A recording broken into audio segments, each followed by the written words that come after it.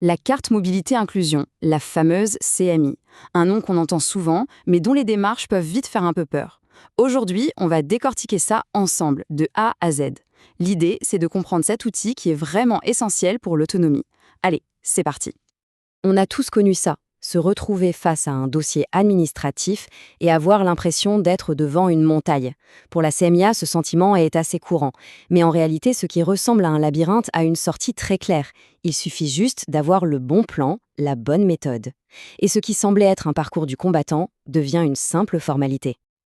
Et ce plan, eh bien le voici. On va commencer par définir ce qu'est la CMI. Ensuite, on regardera ces 3 facettes, les fameuses mentions. Après ça, on passe au concret, comment on monte un dossier qui tient la route. Puis on verra ce qui se passe une fois que le dossier est envoyé. Et pour finir, on explorera tous les avantages qu'on a une fois la carte en poche.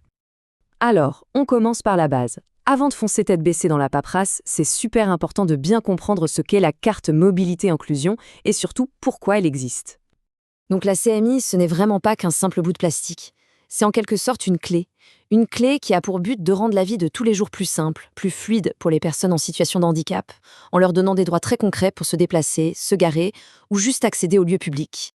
Et pour vraiment saisir le progrès, il faut se souvenir de ce qu'il y avait avant 2017. Imaginez le casse-tête. Il fallait jongler avec 3 cartes différentes. Une pour l'invalidité, une pour la priorité, une autre pour le stationnement. La CMI a mis de l'ordre dans tout ça. Maintenant, c'est une seule carte, plus moderne, plus sécurisée, qui regroupe tous les droits. Une vraie simplification pour le coup. Bon, cette carte unique est simple, mais elle sait s'adapter. Elle n'est pas monolithique. Elle le fait grâce à 3 mentions bien spécifiques. Voyons un peu à qui elle s'adresse et ce qu'elles permettent de faire. Le système est en fait assez logique. La mention invalidité, c'est la plus complète. Elle est destinée aux situations de handicap reconnues comme les plus importantes. La mention priorité, elle, répond à un besoin très précis. Aider quand rester debout est difficile. Et enfin, la mention stationnement facilite la vie de ceux pour qui marcher est un vrai défi, qu'ils soient au volant ou passagers. Allez, on arrive au cœur du sujet, la préparation du dossier. C'est souvent l'étape qui fait le plus peur, mais promis, avec un peu d'organisation, ça devient tout à fait gérable. Voyons comment s'y prendre sans s'arracher les cheveux. Premier réflexe, et c'est le seul qui compte, tout passe par la MDPH, la Maison départementale des personnes handicapées. C'est le guichet unique. Pas la peine de chercher ailleurs, c'est votre seul et unique interlocuteur officiel, quel que soit votre département. Voici la liste des 5 pièces maîtresses de votre dossier. Les 2 formulaires CERFA, ça c'est la base. Mais attention, le certificat médical, il doit absolument avoir moins de 6 mois, sinon il ne sera pas valable. Le reste, c'est du grand classique. Une preuve d'identité, une de domicile et 2 photos. Franchement, avoir cette liste sous les yeux, c'est déjà la moitié du travail de fait. Et voilà comment procéder étape par étape. Télécharger, prendre rendez-vous, rassembler les papiers. L'étape cruciale, c'est la numéro 4, remplir les formulaires. La partie projet de vie ou vie quotidienne est super importante. C'est là qu'il faut décrire avec des mots simples et concrets comment le handicap impacte la vie de tous les jours. Il faut être précis. Et une fois que c'est fait, hop, on envoie le tout. On pourrait se dire que ce n'est que de la paperasse, mais être bien organisé, ça paye vraiment. Prenez l'exemple de cette éducatrice, Madame L. Elle a juste créé une petite checklist pour vérifier que chaque dossier était bien complet avant de l'envoyer. Un geste simple, mais avec des résultats assez bluffants. Le résultat, le voilà. 30% de réduction des délais de traitement. C'est énorme, 30%. Ça prouve bien qu'un dossier bien ficelé dès le départ, ce n'est pas juste pour faire plaisir à l'administration, c'est du temps de gagner et beaucoup de stress en moins pour la personne qui fait la demande. Bon, le dossier est déposé, la balle est maintenant dans le camp de la MDPH. Mais alors, que se passe-t-il en coulisses? Qui prend la décision? Et surtout, dans combien de temps? Il faut savoir que la décision n'est pas prise par une seule personne dans son bureau, pas du tout.